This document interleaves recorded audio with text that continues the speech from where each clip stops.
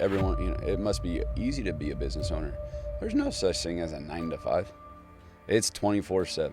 I believe in myself. If I'm going to bet on anyone, it's going to be on me. So I'm okay throwing the money at it or whatever I need to do, because I know that I have that chip on my shoulder. And also be a river by being helpful. Always help people, right? If you can help people, it'll always come back to you.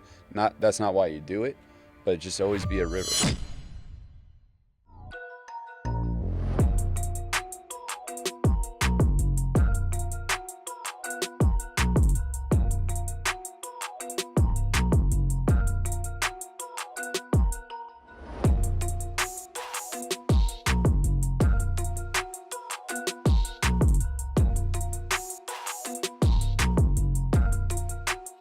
Travis, brother, thank you. Thanks Yeah. for coming, man.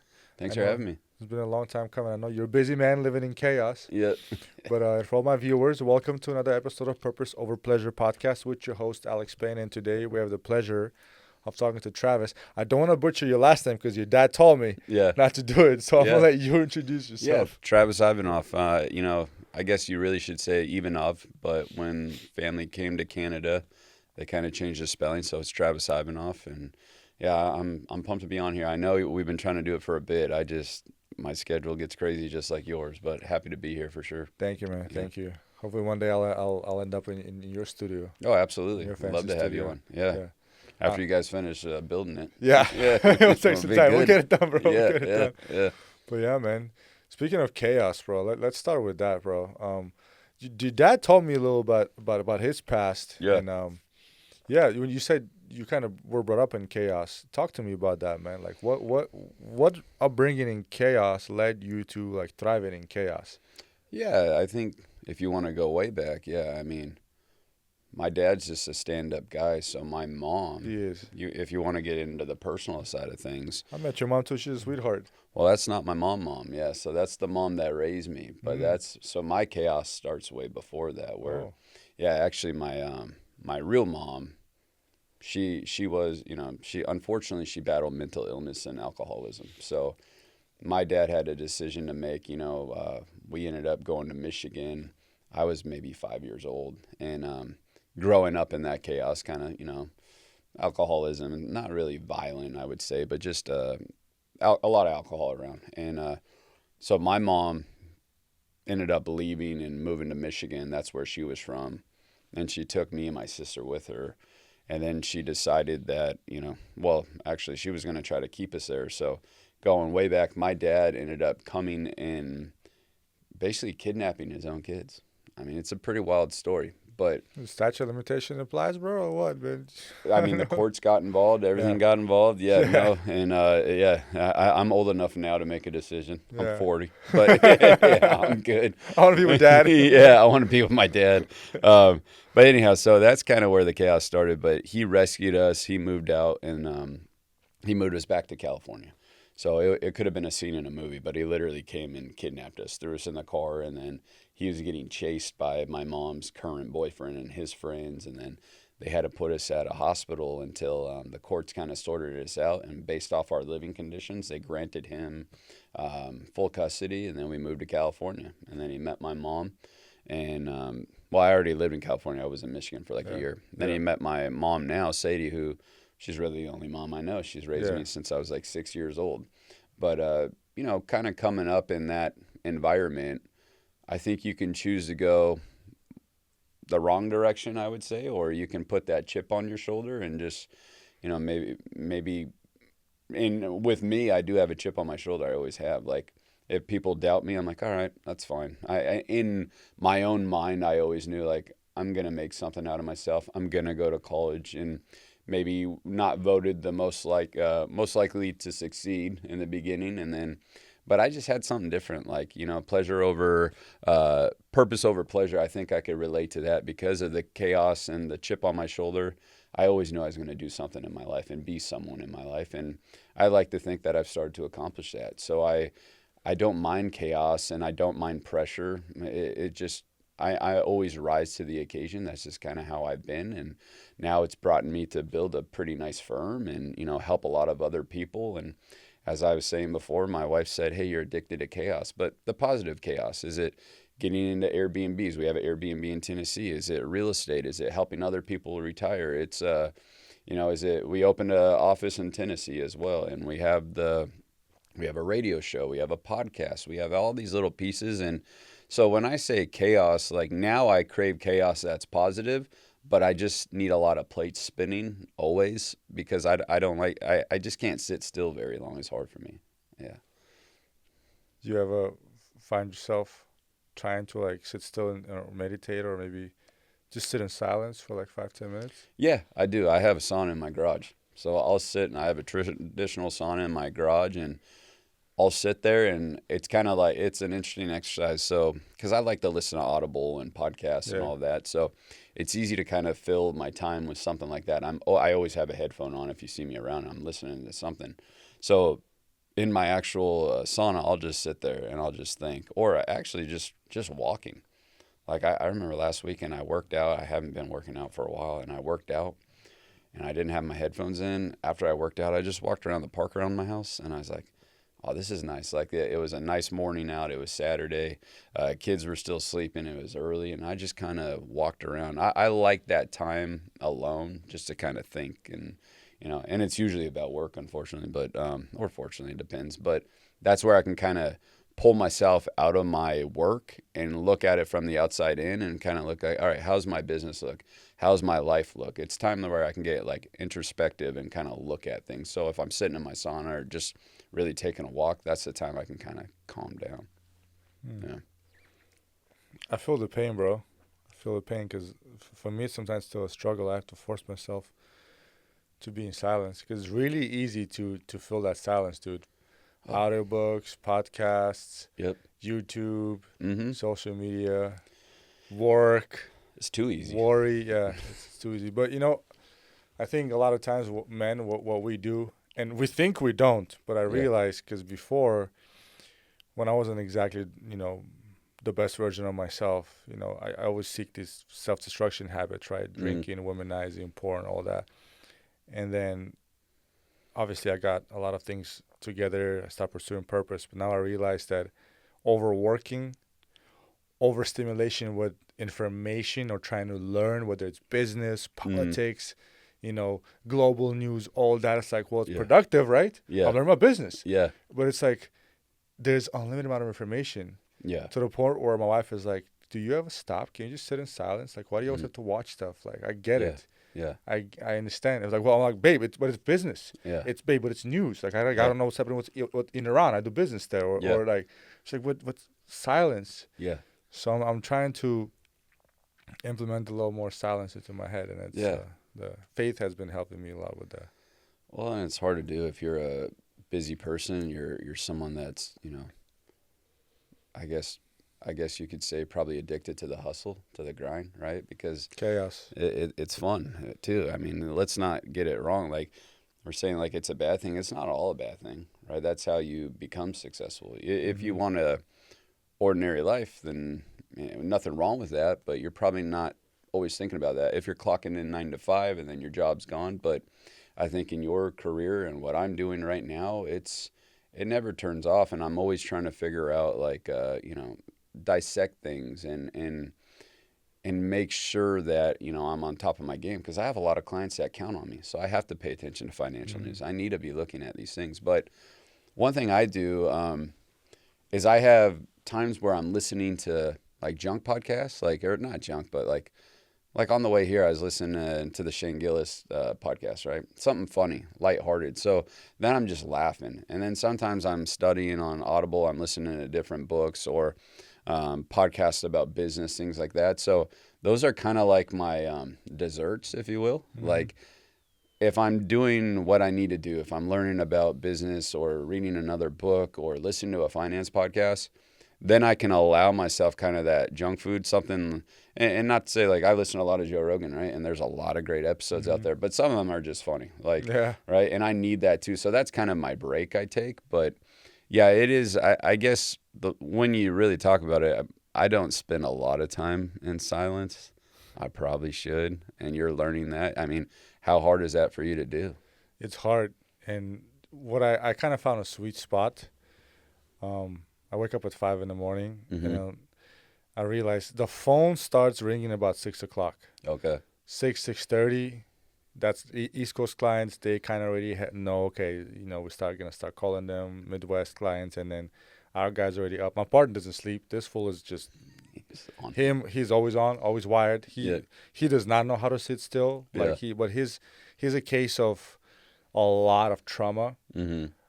Very, very traumatic past. Yep. Plus, like that one gene that makes him a nonstop hustler. Yep. He just can't sit still. Like Yeah. I talked to him about that heart to heart. Yeah, he does not know how to do that. Yeah. Chaos is in his DNA. Yeah. To the point where he drives himself to the hospital every once or twice a year. That's rough. Yeah. Yep. But then bring it back to what I've learned, like 1 hour in peace where I kind of wake up, I make my coffee or tea because I'm trying to quit coffee.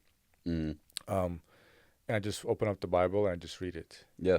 And it's just like quiet. It's still dark. Baby is asleep. Wife is asleep. The world is asleep. The phone is not blowing up. Yeah. It's kind of like it sucks waking up early in the morning. Don't get Yeah. me wrong. Sometimes Yeah. I'm on 3-4 hours of sleep. Yeah. But that little sweet spot is kind of like helps me reset. It's kind of like Yeah. that's cool. That's cool. Because once the sun is up, the phone's ringing. It's nonstop until the lights are out, man, and it doesn't stop. And I think you told me before that, like, you watch maybe one show, if anything. Like, you really don't participate in any TV. We don't have TV at home. We have Yeah. a projector, and the wall is a screen. Yeah. We watch one show, my wife and I. We watch Chosen every Yeah. Friday. Friday is a date night. Yeah. Religiously. Yeah. That helped our relationship, especially with the baby. Yeah. Every Friday night, like today, I'm done with you. I'm gonna wrap up right here. Maybe spend maybe another hour, a couple hours of work, then go home, pack up for our trip, and then put the baby to sleep. Yep.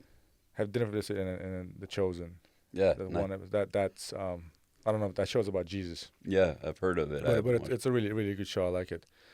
And that's like a tradition we have. And then Sundays, dude. Sunday I try to spend with the family. Like Yep. you wake up early in the morning, you hit the church, and I dedicate to the family. Because Monday to Friday, and then Saturday I do a lot of work. I work on Saturday sometimes until 12-1. Yep. Just so I can have Sunday off with the family. Because when I wasn't doing that, my relationship was Now, declining. how long do you think you'll be able to keep up that run rate, though? Like 6 days a week? Or how long do you want to do that? I don't know any better, bro. Mm-hmm. Like, I don't know how to turn off. I know I will never be the type of guy who will retire and watch TV or Yeah. play golf. Not that I would enjoy playing golf, but Yeah. I can't do that. I can't. I got to be doing something. Like, I Yeah. know if I build one business, I'll build next one, the Yep. third one. That's just in my DNA, dude. It's something about people like me and you. Yeah. Until the day I die, bro, I'll be doing something Yeah. just in my head. My dad talks about that too. He's 71. He's like, I'll never retire. Like, why would I? Like, I want to keep going. And the moment you retire and you kind of live that life of leisure, usually your life's cut short because you don't have your passion, right? Have you ever read that book, Man's Search for Meaning? Viktor Frankl? Yeah, like that. I think that I always tell people about that book. Like, anyone, younger people as well, like maybe lost, need a direction. Like, you need a purpose. You need something. So that's kind of what my dad talks about as well. And that's, my purpose right now is to serve people and help them retire. And I'm always going to serve people in some capacity. But one book I read that kind of changed it. And when you talk about working 6 days a week, I did that forever until I had my first kid. And then once I had my first kid, then my wife's like, are you going to work, 6 days a week forever? Like, what are you going to do here? And then I started to kind of get back some of my time. So now, like, there's a rule in my office: do not book me on a Saturday. It has to be a huge reason not to work on a Saturday. But I finally got my weekends back. And then one of the books that helped me with that, though, is Who Not How by Dan Sullivan. So I like Dan Sullivan. I read a book by him, but not that one. Yeah, so that book's really, it's, Might be here somewhere. yeah, he has 10X. He's got a bunch of great books. But Who Not How is really talking about not how do I do more, who can I hire to do this for me? Delegate, eliminate. Yeah, exactly. That's the whole idea. And like, the more I started really, really embracing that. So now I have quite a few employees, and the bigger my company gets, the more I'm trying to scale, the more employees I need, but the more I get to just do what I like. Like, I don't want to do paperwork when I bring on a client. I don't want to do R&D distributions. There's a lot of things in the retirement side that I don't want to do. And the more I know that, the more I know what I like to do, the more people I can hire. Because what is my time worth? What is your time worth? Mm-hmm. Well, that book really helped me cement that, the delegation side of things. Like, and I just hire. I have another mentor. He said, "Is this a problem that can go away by throwing more money at it, or throwing another person at it? What kind of problem is this? Or is it just a problem you can handle?" He's all, the better you get at this, there's less and less problems that you have to handle, and more things. Can I put money or can I hire a person? Mm-hmm. So that kind of helped me get some of my time back. And I don't know all your different companies well enough, but I know who, not how, really helped me delegate for sure. I'm trying to do the same thing. I'll read that book. Thanks It's a for great sharing book. it to me. Yeah. But one of my actually business mentors taught me that too. He's like, dude, you're doing, because you know how we are, us entrepreneurs. I could do everything myself. Yep. I can do everything myself, and we Yeah. can. You can go, you can learn, but is it worth it now? Yeah, exactly. Especially right now, I'm starting another business. Like I'm launching my coaching program officially. Like my website is up. I have to record a whole series of coaching episodes. Yep. Like everything, processing, payment, all that stuff. Like you know how it goes in the Yeah. background. And I'm launching actually next week. Mm-hmm. So I'm already thinking like, oh man, okay, where to carve out time? How do I carve out time? Who do I start plugging in? But Yeah. Thank God for VAs, bro, nowadays, Yeah. and AI. Yeah. Yeah. Like VAs and AI. Game changer. Man, we live in a great time right now as Yeah. businessmen, bro. Yeah, That's 100%. game changing. You can hire somebody for like $5 an hour in different country who'll sit Yeah. there and do monotonous work for you, Mm-hmm. bro. I'll hire 10 of them at the same time. Yep. Exactly. You know? And then AI is like having a bunch of employees now. Yeah, I use and it then all the time. it's crazy, dude. It's and we'll talk about AI in a second too, because I want to Yeah. talk about that. But you're right, man. That question you asked me, I'm gonna have to think about that one. Well, and to In your silence. point earlier, like, we want to do everything. And part of that is because you feel like, well, I'm the only one that can do it right. But if you're scaling and you're building businesses, you have to be okay at 80%. Right? They're not going to do what you want to do. It's not going to be 100%. But is 80% good enough to get you to where you need to be, right? Mm-hmm. On certain aspects of the Mm-hmm. business. If I'm building out someone's retirement plan, it can't be at 80%. It needs to be at 100%. Mm-hmm. But other aspects of the business, can I accept 80%? Because if I want to do it and it needs to be 100%, then I'm never going to be able to scale because I'm going to have to do everything, right? So that 80-20 rule is interesting. It's certain things. I think sometimes we're entrepreneurs. We're a detriment to ourselves, Oh, yeah, for sure. and those are one of the things. Like, Yeah. you wanna be a perfectionist, but that 80-20 rule is, or it's what's called. I forgot one of the sharks, Kevin O'Reilly. He was talking about it. I don't know if you watch Diary of a CEO. No, I haven't. It's another podcast. Okay. Yeah, the host is goofy, but he's got good guests on. Yeah. And he had Kevin O'Reilly, and Kevin O'Reilly was like, dude, Steve Jobs was an asshole. Yeah. And he was. Mm-hmm. He was an absolute asshole. It was like, he made me so much money, but he's the worst person to work with. Yeah, 100%. He'll like treat you like shit. He'll talk down to you, but he knew exactly how to do business. And he was saying that what Steve Jobs had in him is he figured out how to have a signal to noise ratio. Mm-hmm. Signal is basically what you need to do, what drives everything, and noise is noise. Yep. So it's like every day he had 3 to 5 things that he had to do that day, no matter what. Yep. Everything else don't matter. Yep. And he's like, the only other person that I know who's like that is Elon Musk. Yeah. And you notice people like that are awkward. Mm-hmm. Like Steve Jobs was awkward. Elon Musk is awkward. Yeah. My partner Kevin, I love him. He's like my brother. Yeah. That fool's socially awkward. Yeah. And I know other millionaires. I know one billionaire, and they're a little off, dude. Yeah. Yeah. You look at them, you talk to them, but they're not listening to you because they're probably calculating metaphysics problem in their head right now. Yeah. And it's just, you can't get mad at them. Yep. Yep. It's they have something about them, but then you look at their social life. Yep. And I can't point a finger at 80% of them don't have one. No, they're just addicted to it. Like I mean, like Warren Buffett, his idea of a vacation is just reading books and studying markets. And I think Elon, to your point a minute ago, I think Elon does that too, right? He makes a whole list of what he needs to do, and then he pulls out his priorities. I'm sure he uses AI now to do everything, but like, okay, this is my list. This is what I have to do out of my list. Because you can get stuck, you know, with all the small things, but you got these huge things you got to get done. There's another book, Eat the Frog by Brian Tracy. Good book. Yeah. Yeah. Yeah. I have a frog in my office. Really? On my desk, I have this frog. Yeah. And just to remind me, like, all right, what's the worst thing I need to do right I know, now? man. I got to eat the frog. I struggle with that because Yeah. we keep ourselves busy. You're like, oh, Yeah. I'm going to do this. I'm busy. Yeah, you feel But- good. Yeah, you feel good. But the tasks you're doing, you're like, man, my VA could have done that, or Yeah. my wife could have done that. Or And you know there's something you probably should be doing, Yeah. but it's that frog, and you don't want to do it because it's hard. Or Oh, it's for gonna me, it's take accounting, bro. Yeah, For me, it's accounting and Yeah. payroll. That Yeah. I hate that. Yep. I don't know, man. I always push it out Yeah. because my zone of genius, just like your zone of genius, is something else, like Yeah, public speaking, yeah, like closing sales, like going out there, corporate buildings, meeting people, closing sales, networking, coaching, right? yeah. But I don't want to sit there and do accounting, bro. No. Do you have a Like, good I bookkeeper? respect you. We do, but also like having multiple companies, and we're very unorthodox in the way we run businesses sometimes, and Yeah. also because we're partners, it's a lot of it we have to track ourselves, Yeah, and it's a lot of money constantly going in and out. Acquisitions, like acquisition, sell, it's a lot. constantly things are moving.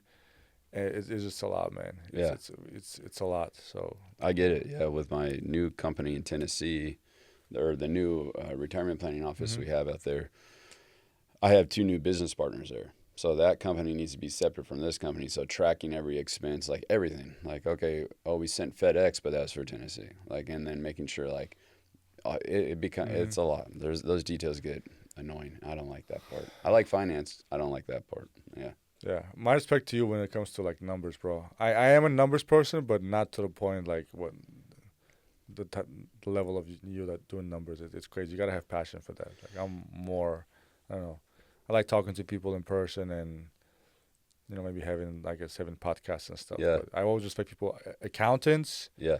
I always respect them, dude. 'Cause Yeah. that to sit there and be able to read numbers and, Yeah. and do them, it's like, no, man. It's Well, and that's interesting about the retirement planning side of things. Really, it's more this, right? Like strategy can be learned, numbers can be learned, but can you connect with people and figure out what their need is? What problem do you need to solve? That's more of an interpersonal thing, more than numbers, right? Like, what do you need? How can I help you identify what you need? I have all the tools in the background to make it happen, but it first starts with just a conversation, right? And you got to be personable. You got to be able to get to know people and open up. Like, I meet you off a seminar or a radio show or a podcast, and I have an hour to kind of get to know you really well, real quick. And then all of a sudden you're sharing everything like, yeah, I have these health issues. I'm concerned about this. I want to pay off this, but my credit card's here, or I have a loan out here. So all of a sudden they're opening up to you and you're a stranger. It's an interesting hour, but by the time like you feel connected with that person, and then I know what your goals, your values, your dreams are, and I could put the pieces together on the finance side. But if I don't do a good job of that, then I'm not building something like specifically for you. So that I mean, numbers are important, but what you're doing right now, what we're doing right now, is just as important.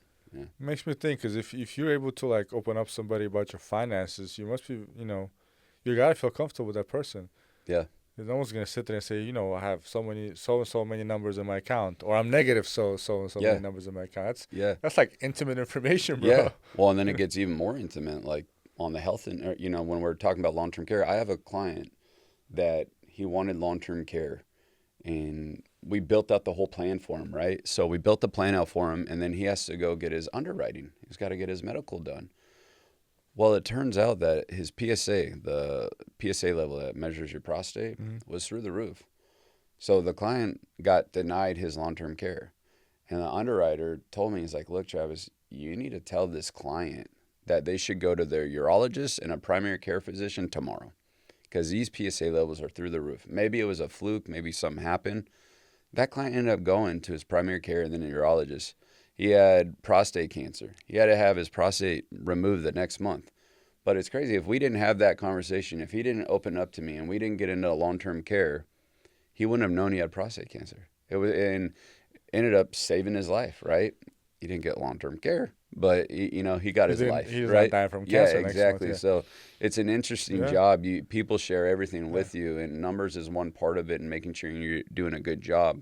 But more importantly, getting to know those clients like at a very personal level very quickly. So you have to be trustworthy. They have to know that you're genuine and you're authentic, and you're not just another client. You're not just Yeah. another number. So that's the other part of finance and my job. I'm not gonna lie. I was very surprised when I, met you guys. I know obviously met your team, and then I realized you guys also do healthcare, Mm-hmm. which is very important. Yep. I was like, oh, I don't know any other company, wealth management company that actually helps people with that. Yep. And I was like, oh, cool. Well, the goal is to be like very holistic, right? Estate planning, tax planning, Medicare planning, life insurance, annuity, long-term care. All of that goes into retirement planning. When you think about retirement planning, like you're still a really young guy, right? So you're thinking about accumulation. I want my money to work. But once you get in the retirement planning side of things, you need to worry about all those other aspects of retirement planning, right? Tax planning, required minimal distributions. Is long-term care going to take out my portfolio? So by being well-versed in all of those, we can really put together an entire plan that doesn't just focus on accumulation. We're focusing on distribution and the whole well-rounded retirement plan. So it's a lot different than your typical just, hey, we're just trying to accumulate and make you money. That's important. We want to make you money, but we got to cover all these other things. Yeah. Yeah. No, it's cool. It's and your team is pretty good people, man. I met most of your people. Like I said, your dad is a great guy, and then your mom, I can call her mom, right? Yeah. No, that's. I don't know if I told you, dude. Your story's similar to mine. I was adopted. Oh, really? No, Yeah, I I was an didn't know unwanted baby, dude. I was a baby that was a result of a one night stand, that. Oh my gosh. and then it was pawned off to my mom and dad who raised me. Yeah, so from the womb, I was in chaos, dude. Oh wow. Matter of fact, my biological mother tried to hide me, so she would like tighten her belly to the point where I was like a sick little tweaky little baby that was born. I died multiple times. I was in coma twice, I think.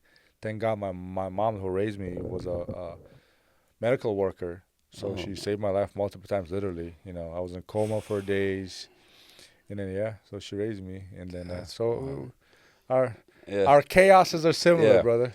Yeah. Probably why we're sitting here today, right? Yeah. Right. And then chip in the shoulder is there too. I don't know where the chip in the shoulder comes from. I have it, but that one I can't figure out where that one came from. I think it's just in the DNA, dude. Because the ambition. Yeah. I don't know where that one came from. Yeah. I think it's a gene. Yeah, it's got to be. I mean, my wife always asks me like, when will it be enough? Like I'm like. Never. Like I'm just gonna keep grinding until like I can't grind, because that's what search for me. That's what brings me passion and purpose. Like helping people and building things. And it's really cool, as you can speak to, like when you're building a company, it's like a breathing thing. Like there's so many moving parts, and you're like, okay, that box is checked. All right, I got that up and running. Where else can I find efficiencies? What else needs to be more efficient? How do I fix this? So I think when you're building a company, it's almost like having a kid or I have 3 kids, so it's not quite the same as having a kid, but it is one of your babies, and you want to, once you kind of get it going, I always talk about like with my brother-in-law who's running our Tennessee company, who owns 7 other companies. I'm like, man, we just got to get our kite in the air. Once our kite's in the air and we got some wind under us, then it's onward and upward. But that's the hard part. I think that's what keeps a lot of people from trying to start companies is that first part, right? That is where that's where the risk comes in. But once you get the kite in the air, it's fun. Then you get it rolling. But to your point, like that chip on the shoulder and things like that, it's ingrained, and it's probably never enough, and you're always going to find something else to do. But it's exciting, and it's probably what keeps you rolling. Right? Oh, it definitely is exciting. Sometimes too exciting. I would say you were right when you said it's like a baby, because think about it. If you build a company, right, you have actual physical employees like I do too. Mm-hmm. And when you don't know how to cover payroll for your employees who have to provide for their families, that's a lot of stress, man. That's like your kids, bro. Yeah, you got to provide for your children so they can provide for their children. Yep. No, you're right. Like I've had to face a reality one time. Do I pay my employee payroll? Do I cover my rent? Yep. Well, if I had to pay him payroll because that's my employees, I'd rather eat a late fee on my rent. And because that's a tough decision to make, man. And people always think, oh, you're a businessman, must be nice, No. Not really. Sometimes you eat a lot of shit sandwiches back to back to back to back for months. 100%. Yeah. And I really think that, those kind of decisions, it's like those people are counting on you. right? Their loyalty lies with you. Mm-hmm. They're dependent on you to raise their family and their kids and pay their mortgages. I mean, Mm-hmm. that adds up. So every time, like, that's where, like, a good bookkeeper, things like that, you're really trying to rip through your books, like, where can I save dollars to make sure that I can take care of everyone? And then with inflation, everything going on, everyone wants a raise. So then you're like, all right, like, I just did that with my whole team. All right, I'm giving you guys a raise. I'm not getting a raise because our numbers are about the same as last year. So, but I want to make sure you guys are happy. So I'll be okay. But everyone else gets a raise, but I'm not getting a raise right now. Like, that's all right though, because I'll get a raise next year. So Sacrifice is necessary. yeah, oh for sure. If you want to keep them, right? If Yeah. you care about your employees, and we're not a huge company, we're a small boutique. Like, my employees are my family too. Like, Yeah. I know their kids. They come to my kids' parties and all of those things. So I know the pressure and I know that they're counting on me. So I got to take care of them as well. Right, always. Yeah, nine to five is definitely easy, bro. I remember coming from 9 to 5. Yeah. Sometimes I'm like, man, back then when I thought it was hard, it was easy, dude. Yeah. Well, like you said, like, oh man, everyone, it must be easy to be a business owner. There's no such thing as a 9 to 5.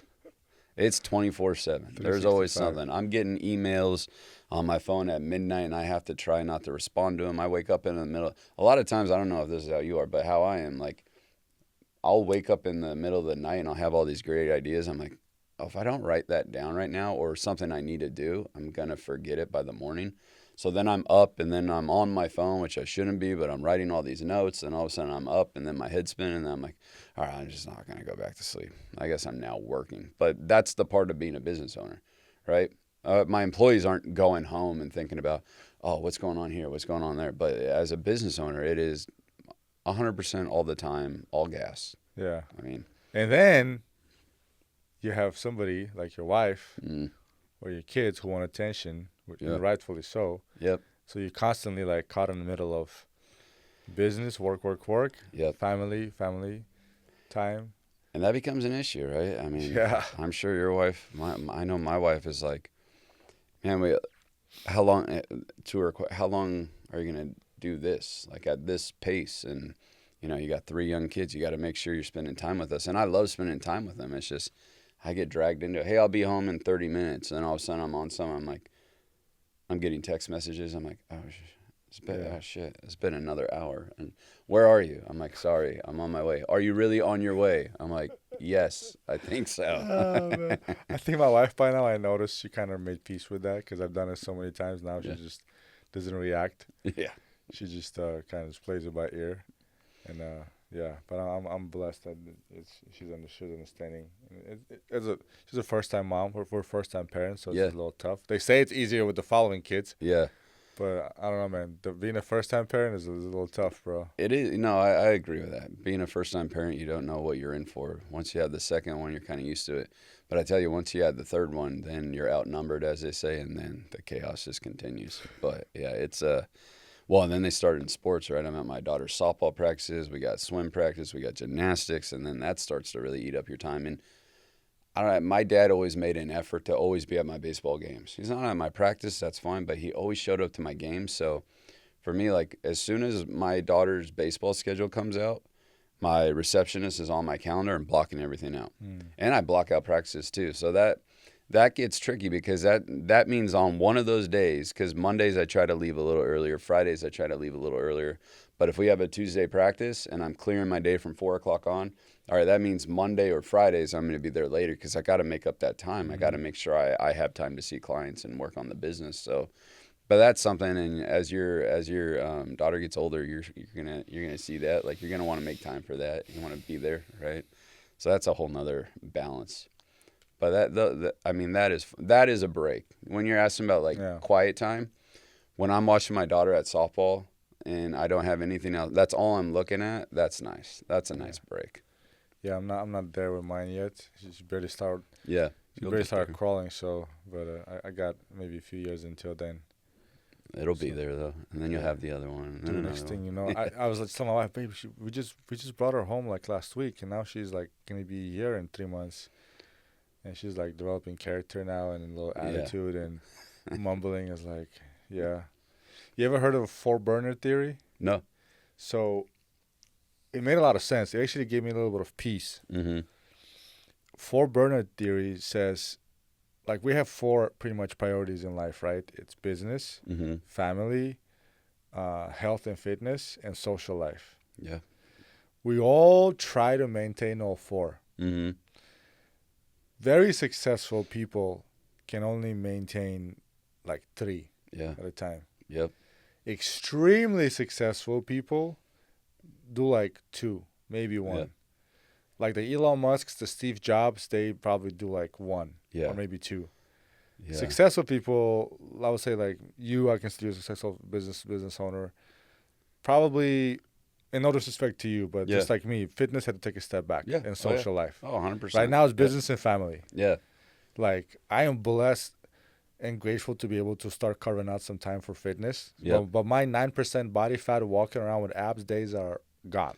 Yeah, mine aren't even close. Yeah, gone. I used to, a year ago, I used to walk around like nice and shredded. Yeah, But yeah. my daughter was born, bro. Yeah, that's right. And then So when I see dads who like somehow shredded, I was like, bro, how? yeah, How? what are you doing? What are you doing? And there's ways, but Yeah, yeah, so peptides. the key is peptides, one of them. Oh, I'm about to load up on those myself. Yeah. Well, I used them before for my injury and it worked. Yeah, I just reordered some right now. Yeah. What are you taking? I just reordered BP 157, Oh, yeah, that's a good TB stuff. 500 for the Oh, well, Wolverine. so you're doing Wolverine pack? Yeah, I've Wolverine. used that for my injury. Yeah. That's good stuff. So I'm getting Wolverine, and then I'm also to try to lose this down here, testosterone. I heard about that Yeah. one. So Yeah. I've been on that before. It works, and then Yeah.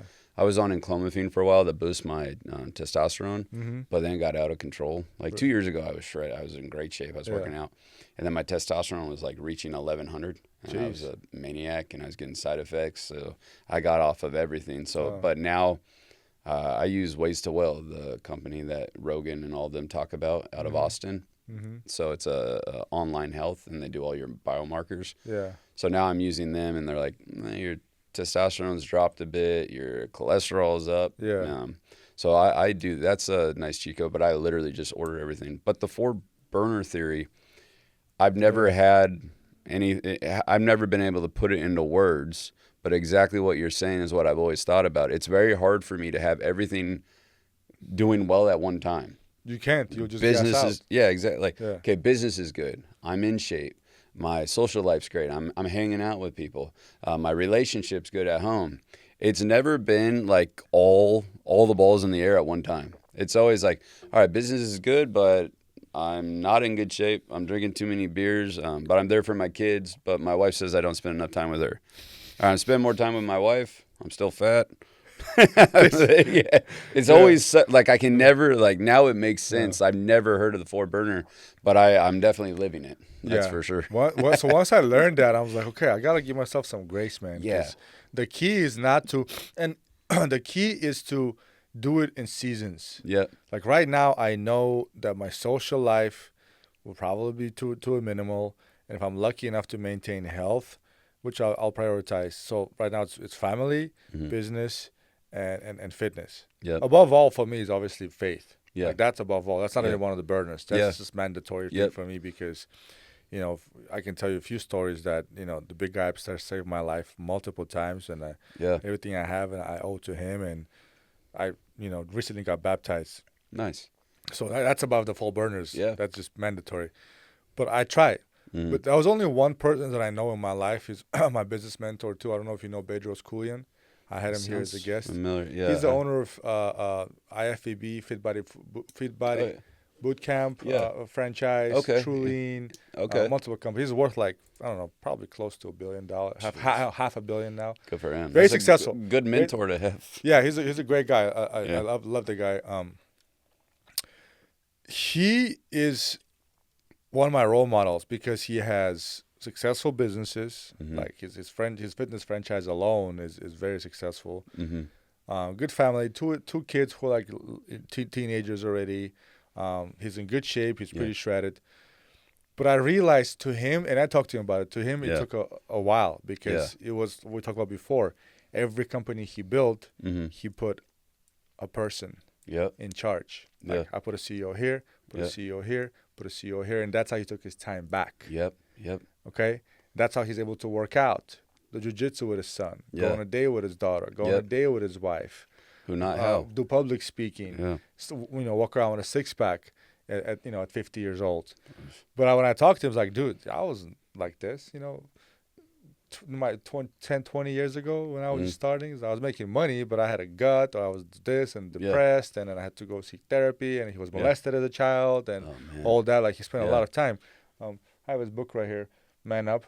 Okay. Which is a New York bestseller and Wall Street bestseller. You got good guy. So like, okay, maybe if I just stick with this and I learn, I get wiser. Hopefully in the next 10 years or so, like I will have all 4 burners. Yeah, yeah. But even with him, like, I get it. When COVID happened, like, his franchise was tanking. Yep. And he had to like sell a lot of his real estate personally to do the payroll, do this and that, and even he said, dude, like, I lost hope, but I had faith. Yeah. And, it's like right now, I just said him a few months ago, it's like right now I'm doing great. I'm blessed. I'm running this. I'm making good money. But just a few years ago during COVID, when everything was shut down, it's like, bro, I don't know what the hell I was going to do, man. I have all these franchises around the world that are shutting down on me, closing, and I'm sitting here trying to sell all my real estate one by one just to cover payroll. That sucks, man.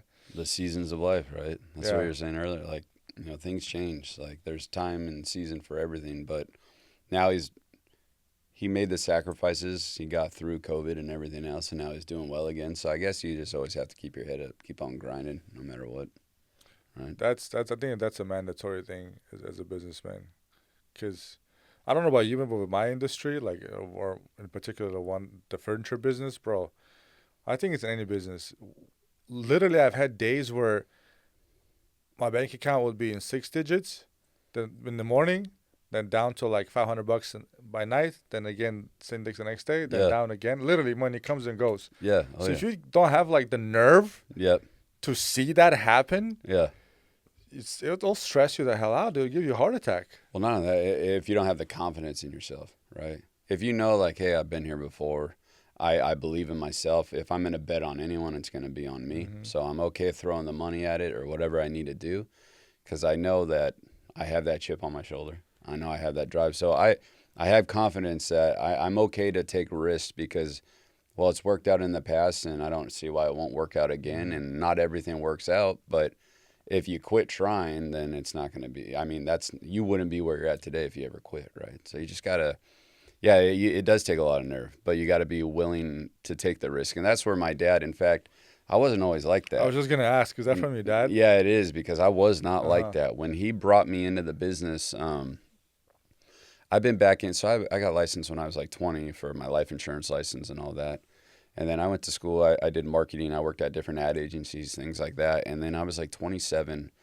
And I hated my job. I was like a digital media buyer planner, and that's not what I thought I was going to do in advertising. But I couldn't use Photoshop. I wasn't creative in that realm. I liked copywriting, but then somehow I ended up at a desk job in LA, just buying impressions for like Pandora. Buffalo Wild Wings wants to be on Pandora to advertise. So I'd sit there on an Excel sheet and put all the purchase orders and do all that and do digital media buying and planning. I'm like, I did not go to school for marketing and advertising. Dude, this sucks. I hated it. So because I hated it, I didn't care about it. And I had just met now my wife. So I was texting her all the time while at work. I wasn't a good employee. And, that's a trait of successful entrepreneurs, dude. I was terrible employee. In fact, that's another side of that. But I ended up getting fired, and my dad's like, what are you going to do? I was like, I don't know. He's like, I think you should come back and work with me. I'm starting to do these seminars. I could use your help. I was like, man, the last time I did that, we didn't really have the lead flow for me to be a part of it. Like, you had to make sure that you could provide for the family. He's got 6 kids, and me being one of them. So I was like, no, this is going to be a little different. So I jumped in with him. He put me under his wing, and my dad is a very generous guy. And he just said, I want you to sit there, shut up, and just watch me and sit through the appointments and start learning. Well, one thing about me, like, if I knew I'm going to do something, all right, then when I'm not with him, I'm going to be studying it. Presentations, numbers, finance, everything. So I just would always work on it. And then I started doing fine. I started bringing on my own clients. He set me up, and this is back before we had an office. We would go house to house, and he set me up on that. I had a Honda Fit. I would park it across the street because I didn't want the people to see my car. I'm like, they might judge me for my Honda Fit.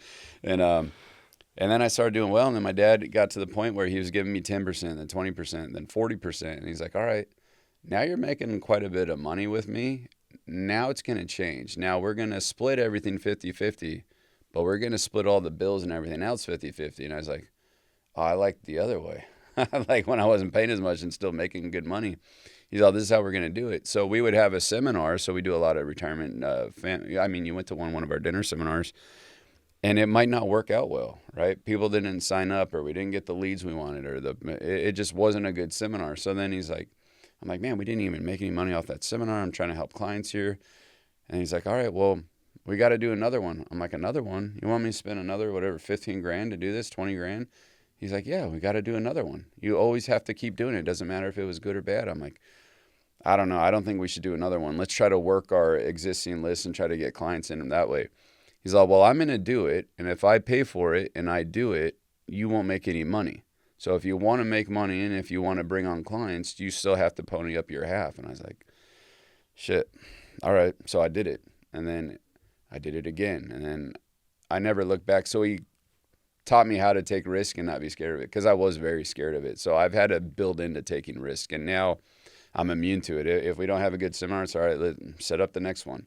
The radio show didn't do well this week. It's all right. Let's study and have better stories in the next radio show. So he really ingrained risk. It wasn't a part of my, like I take some risk always, but he's made me take a lot more risk. And now I get more comfortable taking risks. I don't mind taking risks now. But yeah, I didn't start like that. Yeah. What your dad did to you is what Kevin, my partner, did to me. Because our relationship started off as him being my business mentor. Yeah. Because I was still a cop at the time. Yeah. And I met him. But I always wanted to learn business. Mm-hmm. Shit, I used to be a little hustler since like middle school, dude. Yeah. And I always had that in me. So when I met him, I'm like, hey, dude, just teach me. So Yeah. for like the first 6 months, I remember I just shadowed him on my free time. Yep. Just like that. Just like Yep. shut up and watch. Yep. And then I started doing some commissions, like literally what you said, a Yeah. little bit, 5%, 10%, Yep. 15%, 20%. And I was like, all right, man, you're making money. Now let's be joint venture partners to this, to that. Next thing you know, we now have like this warehouse together, Houston warehouse together, logistics company, Yeah. a bunch of assets.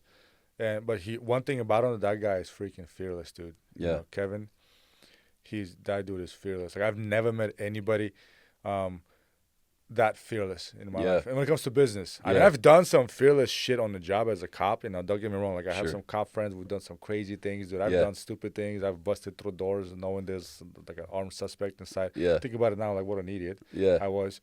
But you don't think about it. Yeah. But in business, it's like, oh man, what if I lose it?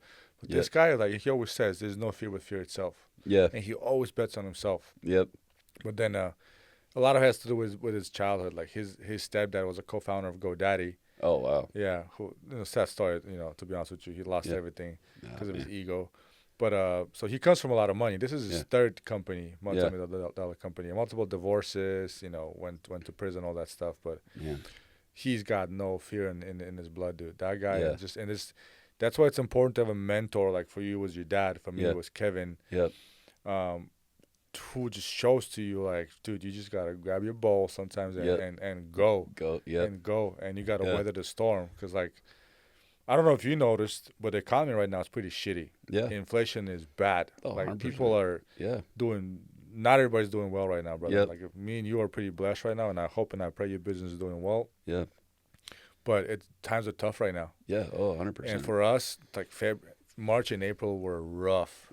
Like people around us losing businesses. We absorbed multiple little companies, and it's picking up now. But just watching the whole industry, and because we're also part of the International Chamber of Commerce, so we have people globally who we meet with every month. We have calls. Like just the whole thing is shifting. The whole global economics are changing around right now, and behind closed doors. Some people are saying we're looking at a 2008 collapse of real estate by the end of this year, beginning of next year. Really? Yeah.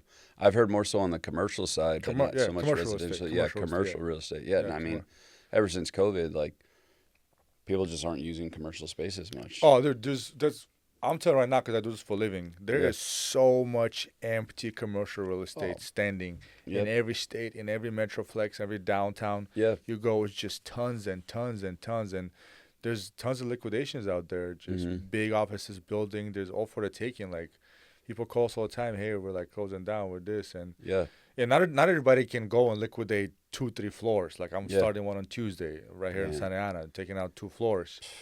Like 150 cubicles, 150 chairs, offices, all that stuff. Like not every dealer can do what we do. Yeah. But dude, like commercial estate is not looking so pretty right now, bro. Well, especially where rates are, because they're usually on like 5.1, 6.1, 7.1, right?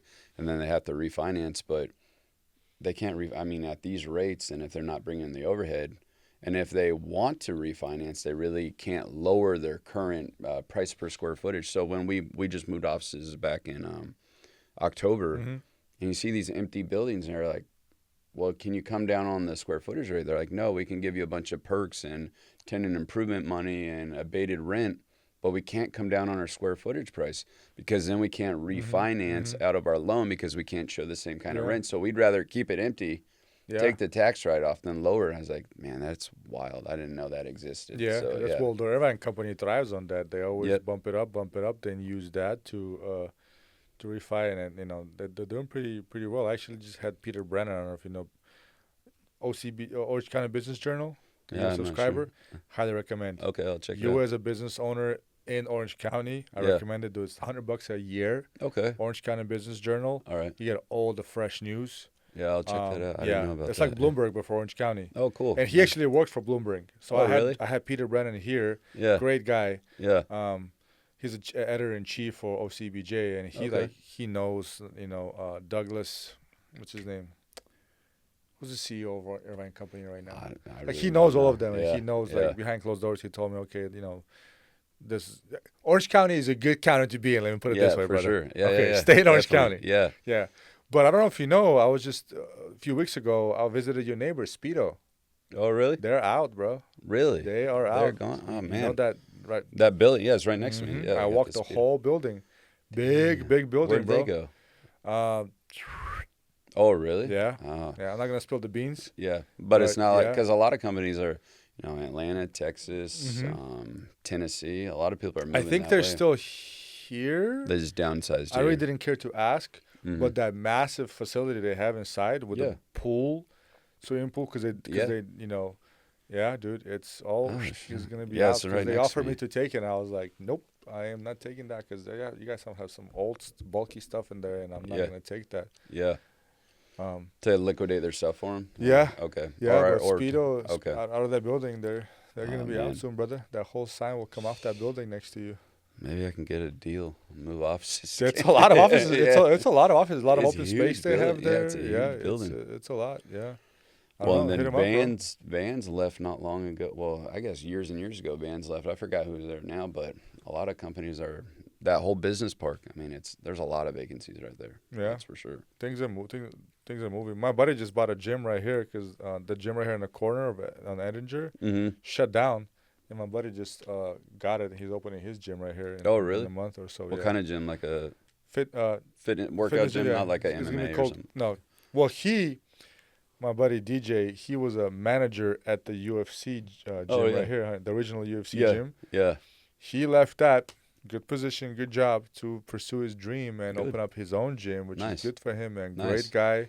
Another crazy story, he's 10 years sober, was an alcoholic, tried to kill himself by trying to ram his truck at 100 miles an hour into the wall. By the grace of God, was saved, but then his brothers died like at the same time, shortly after. Man.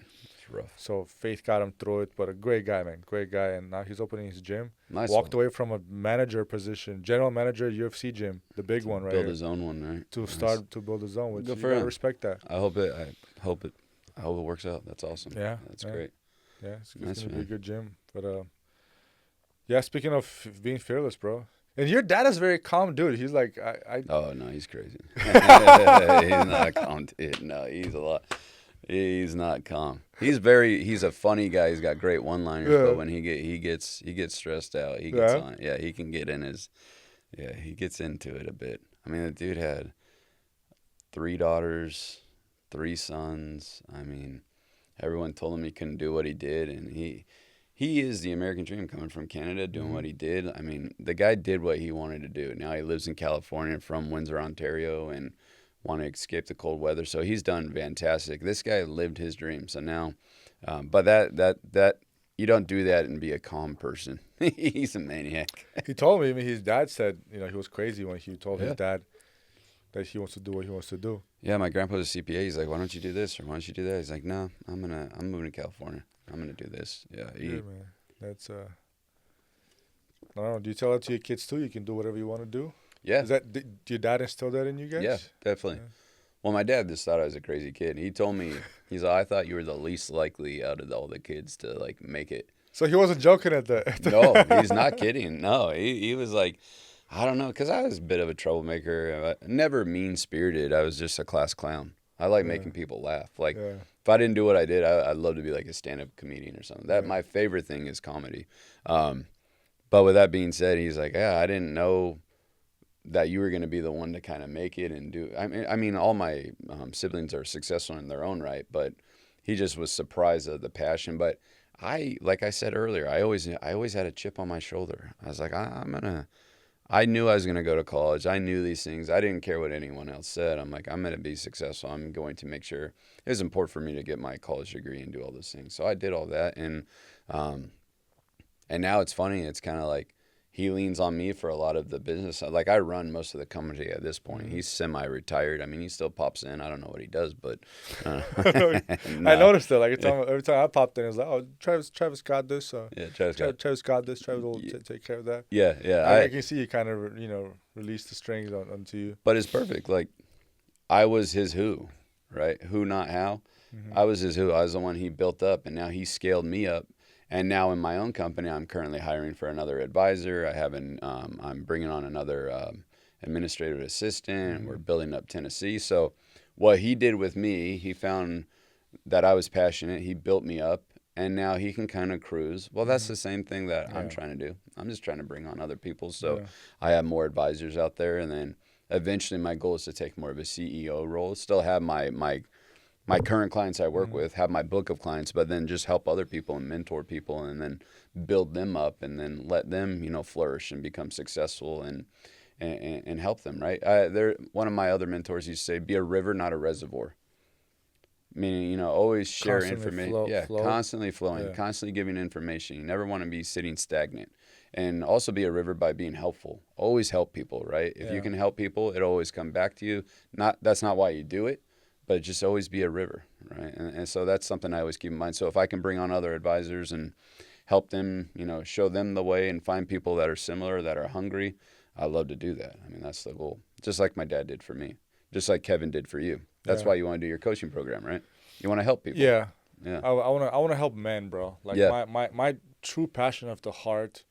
Well, I guess I have two. One is public speaking. Yeah. I think if there's one gift that God gave me that comes to me natural, dude, it's public speaking. Yeah. Like I am better off speaking from my heart, like impromptu, than from the script. Yeah. It Same. just comes out, it just flows, dude. And I'm not scared because you say number one fear of all people is what? Public speaking. Yeah.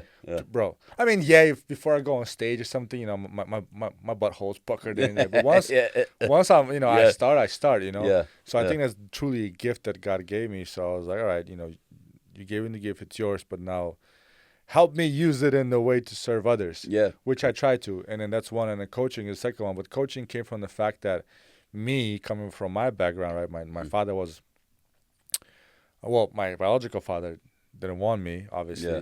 It's a whole different story. But my stepfather who raised me, he was a good man, but he was an alcoholic, physically abusive. Like I grew up like watching my dad stab my mom, crazy stuff, So I had to heal through all that. Yeah. I forgave him, I love him, may he rest in peace, Yeah. But what I lived, I also saw as a cop. Yep. Like every single relationship in my entire family, cousins, uncles, whatever, nobody lasted. Every marriage is broken. Every family is separated. There's arguments, cheating, alcoholism, drugs. So to me, it was like, it ends with me. Yeah. That stops. Yep. Like to me, after me, it's done. It's going to be peace, love, family, marriage, long-lasting marriage. Like I'm not bringing any of that crap. Yeah. Alcoholism, even though you see all these bottles that my stupid immature version, spend thousands of dollars on collecting over the years, and now nobody touches it. So I come from that, and then being a cop for almost a decade, dude, I saw that, like walking into houses, getting called on radio calls where I shouldn't have been called on it had there been a man in the house. Yeah. I've Yeah. been called on a 9-year-old kid, bro. A 9-year-old little boy. Man. You know, like, really? And I don't want to sound like a cocky, like, I'm a public servant. Yes. Yeah. I was happy to be there and help.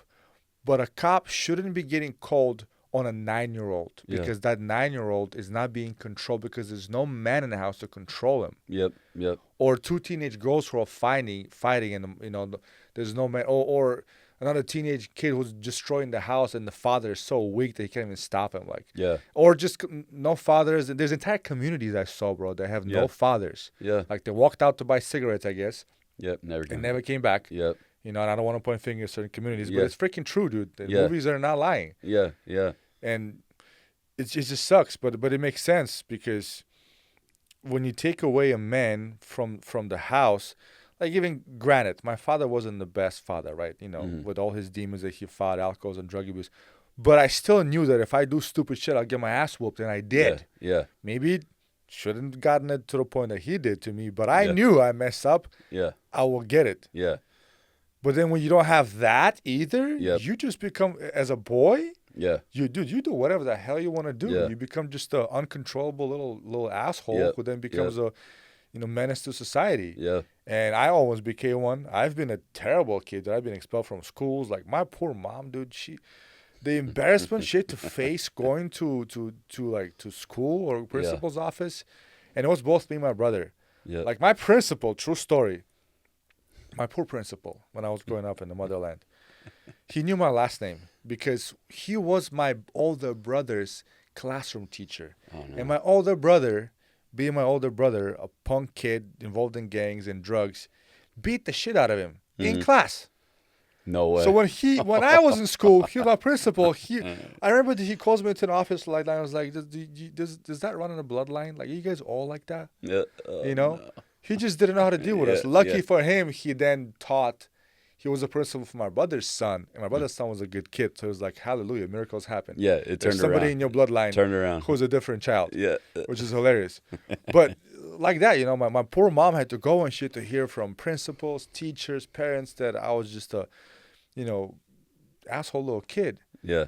And luckily, I was able to get it together eventually when I came to this country. But going back to, we have no dads, dude. Like, that's why the passion of helping men came, because I just saw men are collapsing. The masculinity society is collapsing. There's no backbone. And then instead you have these feminine women who teach men about fake masculinity, which is weakness and embarrassment. And then you have people like all these fake alpha males. Yep. Who teach what masculinity is, like, what color is your Bugatti? Yeah. And I don't hate Andrew Tate. A lot of Yeah. things he says are true. Yeah. But being a man is not about 5 Bugattis and a limited amount of women. Yeah. There's more to being a man. Yeah. Being stoic, having a family, raising children, leaving a legacy. Yep.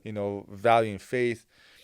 So they're confused. Yeah. Like I coach some guys and they're confused, dude. They never had a role model. Yep. Like if you would have told me 10 years ago that one day I'll be teaching men how to be men, I'd be like, you kidding? Yeah. No way. You stupid? Yeah. But now it's come down to that, bro. Like there's men like me and you who have to teach other men how to be men. Otherwise, our children will have to go to war. Yeah. Exactly. Yeah.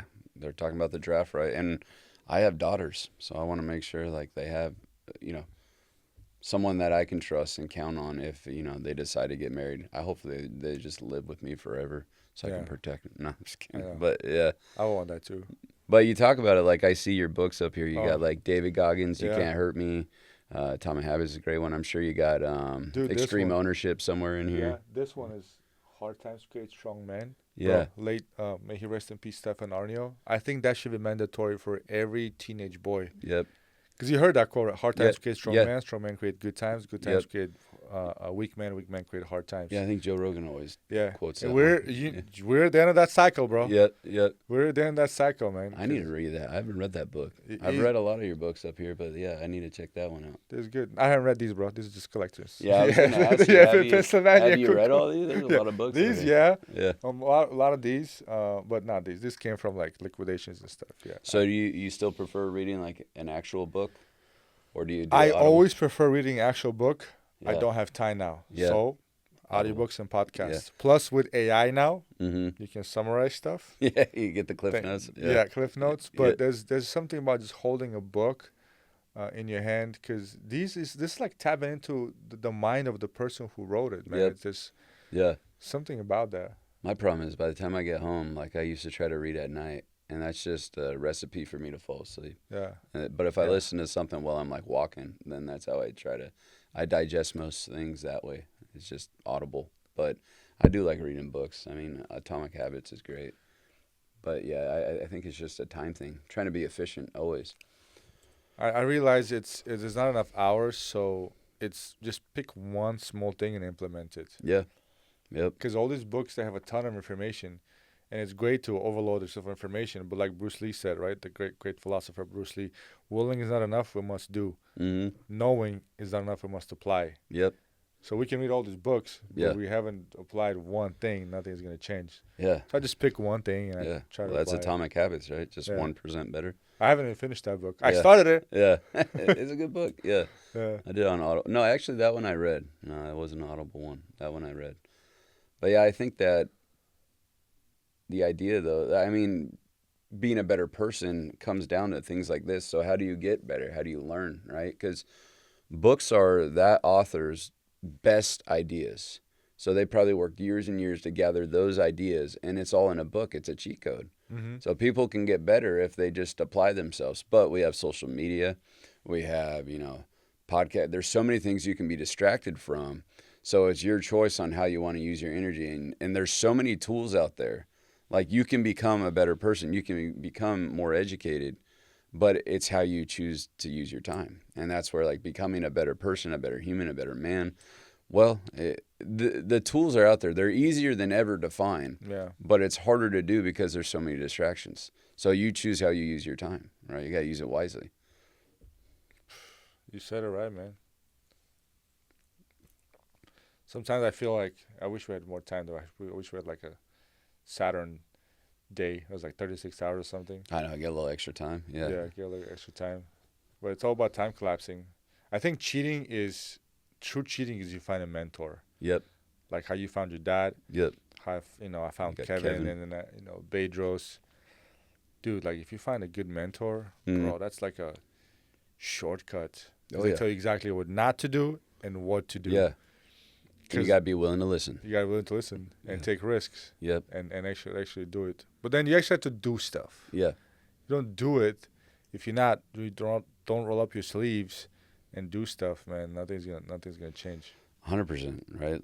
I think in my business, when we talk to clients and whatnot, like there's Chat GPT. Everyone can be an expert now these days. Like, well, I read Chat said to buy this ETF and this for finance and whatnot. But I kind of use that analogy, and maybe it's not the most fitting, but let's say you're going to war. Do you want someone that's studied war for 15 years as a professor, or do you want someone that's been on the front line for 10 years?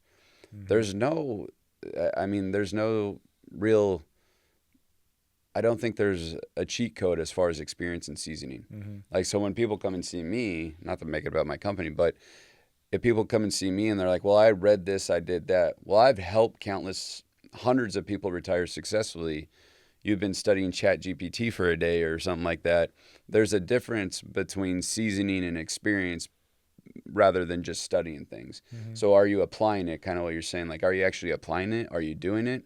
Or are you just talking about it? Are you just reading about it? So there is a difference there. And I've been through a lot of different, ups and downs in markets, and I'd be able to guide people through that because of my seasoning. You could read Chat GPT and do everything you want, but there's no substitute for experience. Yeah. And I think that's where you get a good mentor. Actually, no, I'll go back on that. If you get a good mentor, then you can kind of substitute some of that experience if you're willing to listen. But the problem is most people don't listen. But there are shortcuts out there. Speaking of ChatGPT and just AI, and I was going to talk to you about that. What kind of impact do you think it's having right now on the financial system?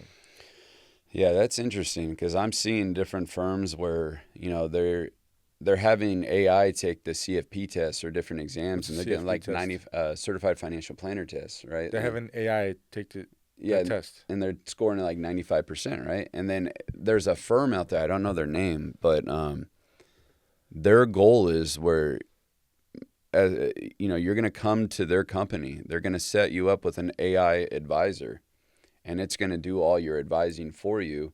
And it already knows all the information because it can pass the test. It has all the answers at right there because it's AI. So they're trying to build a company that kind of takes advisors out of it and just uses AI to do your financial planning. What do you think about that? I think for now, like we were talking about in my office today, like I think people for the most part, in fact, every client I sit down with right now, they still want to be there with someone. Yeah. They want to have that relationship because AI is not going to understand probably your hopes and your dreams and your goals and your values. And you might not, it's going to be a weird relationship. I think maybe younger people, like I'm 40, maybe for people 40 and under, like maybe they're going to be more dependent on AI to build all their portfolios and everything like that. But I think people that are like maybe 40, 45 and up, they still value that relationship, someone to get to know them, someone that, a tangible human being that can sit there and give them advice and kind of hear them. So I think that'll be interesting. I don't know if AI is going to take out advisors anytime soon. I hope not, right? That's what I do all day. But with that being said, I think AI it's making my job a little harder because everyone's an expert. Yeah. Everyone puts it into chat. Like I said, build me a low risk portfolio, and this is what it said. And then I look at it, I'm like, well, your standard deviation's still high. This is how that portfolio would have performed in 2022. So it's not really low risk. Mm-hmm. They're just pulling the data, but I don't know when it's going to happen if AI takes us out, but I think there's still a lot of holes in it. But I think it helps me every day. Like I use it to make my CRM more efficient. I use it to record myself and my notes, so I have a note taker in there. So then when I'm talking with a client, I still like to write things down here and there, but I'll ask the client, hey, is that okay if I record this, right? And I'm going to have a note taker in here. Well, then I can focus on you and actually talk to you, make sure I'm making eye contact and listening rather than, oh, hold on, let me write that. Because then I'm not actively listening. So there's a lot of pros that it's helped me in my business. I haven't seen a lot of cons yet. I think mostly pros, but you never know. Maybe the younger generation's going to want everything done on AI. Well, so correct me if I'm wrong, right? Your industry, the market you're in, the financial planning, right, is still tied to like a stock market. Yeah, correct. Economy itself. Yeah, correct. Directed to the stock market. Yeah. Also, correct me if I'm wrong, there is no guarantee in a stock market on Wall Street. Correct, yeah. And if anybody says they know Wall Street, they're full of crap. Yeah, yeah. Even the great Warren Buffett says the great Warren Buffett says that there's the volatility is there. There's no predictability. There's patterns. Mm-hmm. There's patterns. So how can you base your financial investments on AI, which is data-driven, I get it, pattern-driven, but then if there's the Wall Street, the stock market itself has absolutely no guarantee, no proven formula, nobody knows it, like, unless they figure out how to create an AI that guarantees the prediction of stock market. Yeah. But then why the hell do we need Wall Street for? Yeah, we wouldn't. Yeah, you know? Not, and I highly doubt that they're going to allow that to happen. It's impossible to do that. You can't predict the next crisis. You don't know what's going to happen. You know, one country drops a bomb on a different country. Some channel, is shut down because the oil is not coming in. That's it, dude. How do you predict that? You can't. So, no. it's, yeah. Well, to your point, it's like, that's where as an advisor, my job is not to predict the market, right? I can't. I'd be lying if I said I could. My job is to build an all seasons portfolio. Mm-hmm. You want everything we do. The purpose of money dictates where you put it. If you tell me what the purpose is, I'm going to show you what we need to do with it, and I'm going to explain the risks. Hey, I really want to grow this, right? I'm a young man. I want to grow this money as much as I can. All right, there's going to come a lot of risks with that, but this is what we should do. Now, I work with a lot of retirees, so when we build out our planning, we're using different quadrants. So we have the yield, which means income bucket. We have the protection bucket, which can be structured notes. It can be annuities. It could be T-bills and something in protection. Then we have the balance bucket, where we're going to have international, small cap, mid cap, S&P, and then we're going to have the growth bucket. So all of those buckets are important. So it's not so much I need to predict what the market's doing. I just need to always have, whatever season we are in the market, I need to have somewhere where I can pull money off, right? And that's especially important when you're talking about retirement planning, because you're going from accumulation to distribution. So you want to make sure you always have a distribution bucket. I had a meeting with a client today. Our strategy right now is up like 16% year to date. They've done really well. We know that they're going to spend some money on redoing the bathroom, things like that. We're going to pull the money off the top right now. That's our growth bucket. That can be used for your dream bucket. Now, if the market was down and that didn't exist, I have a protection bucket. They still want to do the bathroom or whatever it is.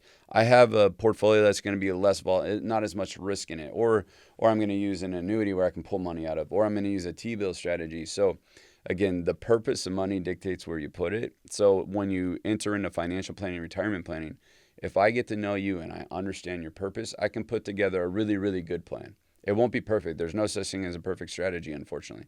But if we can listen to your needs and I put it where it needs to be, then I'm going to be able to cover most, not everything, but I'll be able to cover most of anything that's going to come your way. I always have somewhere to pull money from, or I'm always looking for a different part of the market. Like last year in the beginning of the year, S&P wasn't doing well, but international was doing really well. Well, we had money there. So it kind of, okay, this is down, this is up. It's called non-correlated.